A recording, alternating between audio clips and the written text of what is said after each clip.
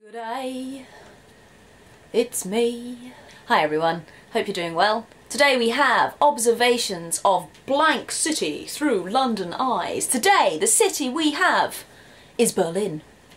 Capital of Germany, historical centre, wonderful place, truly magnificent. So welcome to observations of Berlin through London eyes. Let's just crack on, let's get straight into it. Straight away, the people are far kinder in Berlin than anywhere else I have met in Germany. Literally anywhere else, and I've been to a lot of parts of Germany, Cologne, Frankfurt, Munich, Bremen, and a couple of other places as well, but they are the main big cities that I've been to. The people in Berlin are kinder than all of the people I've met in the rest of Germany. Don't get me wrong, they're lovely too, not saying the Germans are horrible people. They're also way nicer than Londoners, who are very grumpy a lot of the time.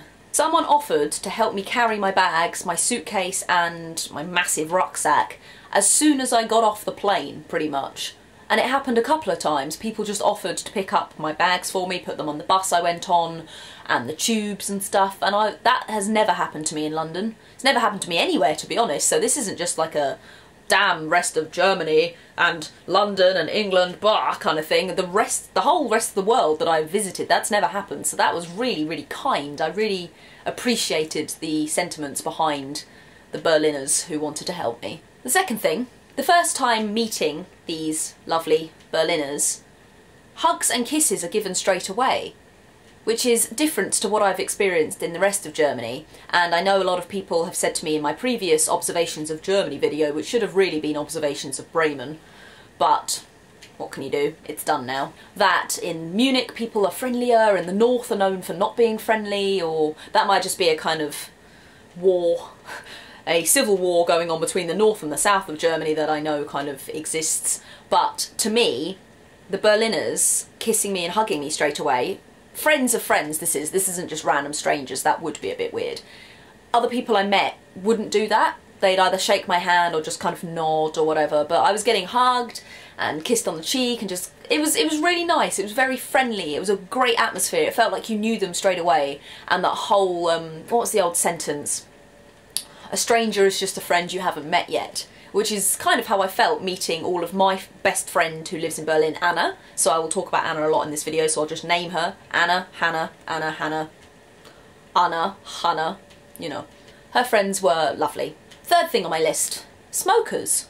There's a lot of smokers in Berlin. I don't know whether that's just because the people I was with smoked and as a result other like groups that we met smoked. I don't know whether it was just because I was hanging out with a couple of smokers.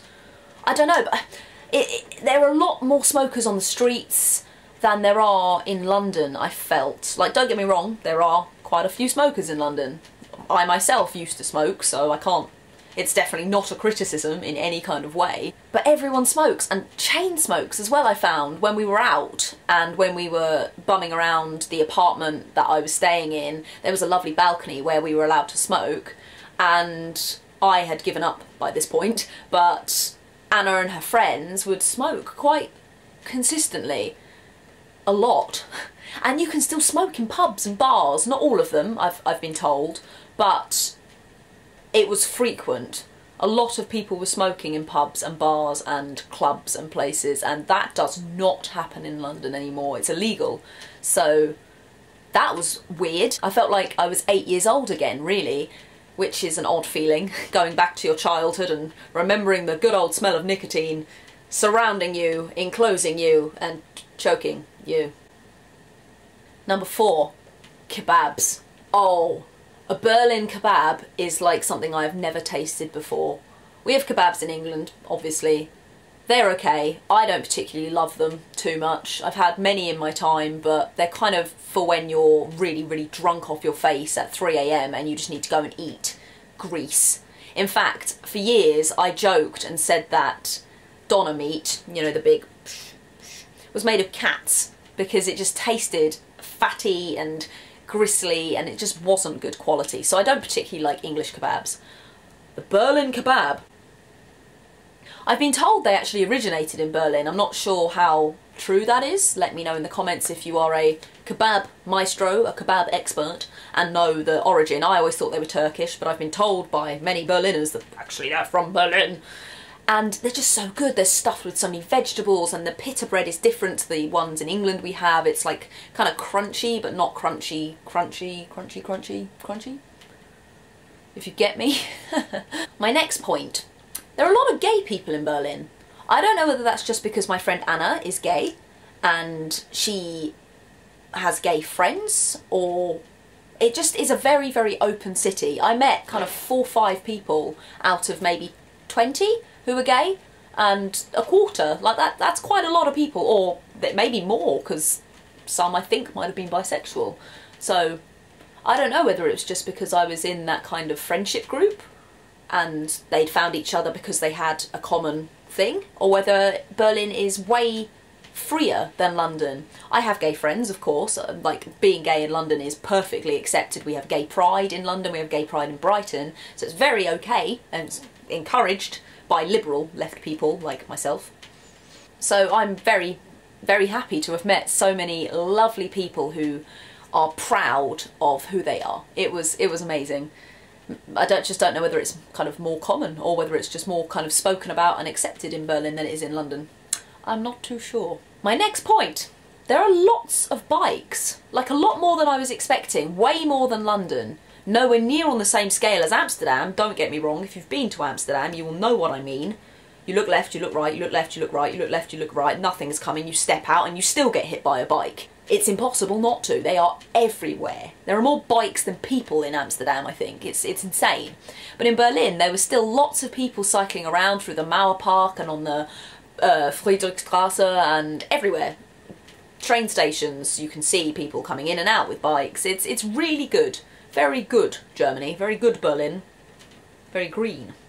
People cross the roads like Londoners, which makes me so happy, because in my last video I spoke about how they wait at the red man until it goes green, even if you can see there is nothing coming and it's 3 AM. But I've been told that they don't cross the roads normally because the police will fine you, you could lose your driver's licence. It's a good example for children. Mothers of children will yell at you for being a bad influence to their children, essentially. But in Berlin, like London, doesn't seem to be a thing. Some people still wait, don't get me wrong, like they do in London, but most people just going, being aware of the police, which is an odd thing for me because in London we don't have to do that. We can just go as long as if we die, it's our fault, so, you know, you only live once. But it was so good being able to just cross the road and not being judged like I am by other parts of Germany. Yay. One thing I did notice about the whole crossing the road thing is that if people let you go, e.g. they stop the car as you're crossing, in England we say thank you. Not like thank you, because that would be ridiculous, but we hold up our hand like that and just go. Same as when you're driving the car, if you let someone go as they're driving past, you thank you. It's all good. Manners. British manners. Germans don't do that, so when I kept being like that, Anna was like, what are you doing?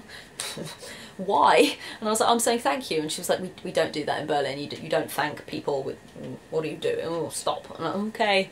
So I looked a bit weird, which is fine. Foreign and all that. German men. They are very tall. I don't know whether the national average is taller than the UK, but it seems to be. I don't know whether it's just the old kind of stereotype of big, strong, blonde German men. I know that's a very kind of bad stereotype from back in today, and I am a historian, so don't think I'm just talking crap, because, you know, it's a bad stereotype, but they did seem to be very tall. Maybe not blonde, but there are a lot of tall men.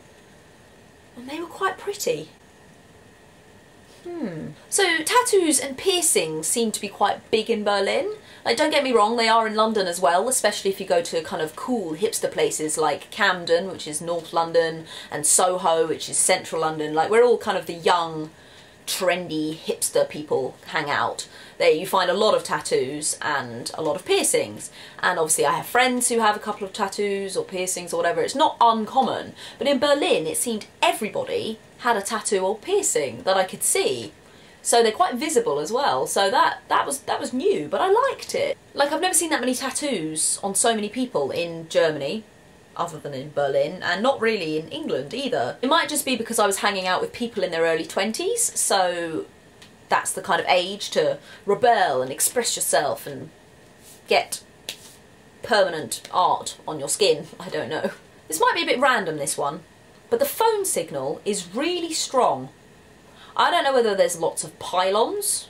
I don't really get why. It's good, like very good. It's way better than in England. Like right now on my phone, I've got 1 bar out of 5 signal.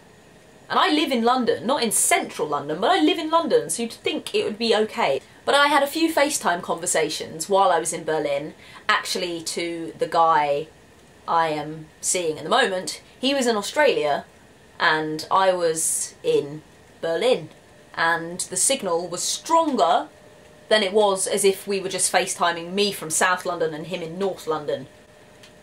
From Germany to Australia, so the 3G was really, really good, which I loved. Well done, Germany. Wunderbar. I've said it before, and I'll say it again. Berlin transport, German transport, is great. And I'm going to get so many comments again, like on the Observations of Germany video, where you all complain about the Deutsche Bahn. You don't know how bad the trains are in England. Unless you've lived here, which a couple of lovely Germans came to my aid when I was getting attacked about the Deutsche Bahn on the other video, saying, actually no, the trains in England, southern London especially, are far worse. There are 3 train services that service my area, Southern being one of them. Southern Rail is horrific. Horrific. You don't know when you were born, my lovely Germans. You really don't. You come live here, you deal with the hour-long delays that happen daily. The cancelled trains, 3, 4, 5, 6 a day that happen daily. Your train's maybe a few minutes late. That's fine. Our trains are always a few minutes late. I don't know the last time I got on a train that actually came on the minute it was supposed to. If a train is 2, 3 minutes late, well done, London. Well done, Southern Rail. That's great. Don't get me wrong, the tubes are good. Our tubes are pretty decent, unless something massive goes wrong, but that's probably the same in Berlin.